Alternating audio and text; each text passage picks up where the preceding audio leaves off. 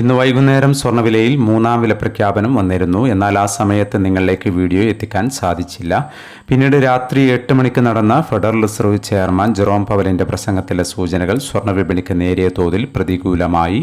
യുദ്ധവും എണ്ണവിലയിലെ ഉയർച്ചയും പണപ്പെരുപ്പ ആശങ്കകളും നിലനിൽക്കുമ്പോൾ യുദ്ധവുമായി ബന്ധപ്പെട്ട ചർച്ചകളിൽ കാര്യമായ പുരോഗതിയെന്ന് ട്രംപ് വീണ്ടും ആവർത്തിക്കുകയും ചെയ്യുമ്പോൾ ഇപ്പോൾ സ്വർണ്ണവിപണി അല്പം താഴേക്കിറങ്ങിയിരിക്കുകയാണ്. ഇന്ന് വൈകുന്നേരം മൂന്നാം വില പ്രഖ്യാപന സമയത്ത് അന്താരാഷ്ട്ര മാർക്കറ്റിൽ ഔൺസിന് $4,562 പരിധിയിലായിരുന്ന സ്വർണ്ണവില ഇപ്പോൾ $4,538 പരിധിയിലാണ് എത്തി നിൽക്കുന്നത്.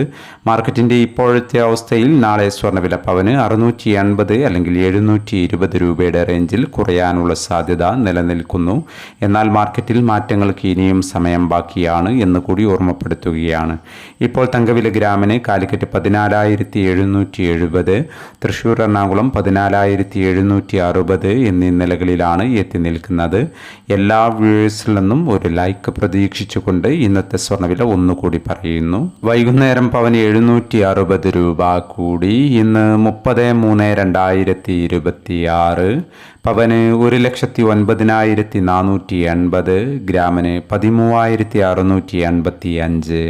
ഈ വീഡിയോ നിങ്ങൾക്ക് ഉപകാരപ്രദമെങ്കിൽ വീഡിയോക്ക് താഴെ ലൈക്ക് ചെയ്യാൻ മറക്കരുത്. Thank you for watching.